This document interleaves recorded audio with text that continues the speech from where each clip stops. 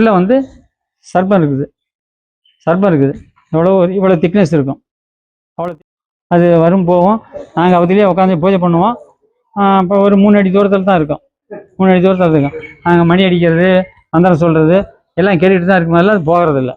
நம்ம வெளியில் இருக்கிற பாம்பு பார்த்தா நம்ம பார்த்தாவே ஓடி போயிடும் இல்லைங்களா?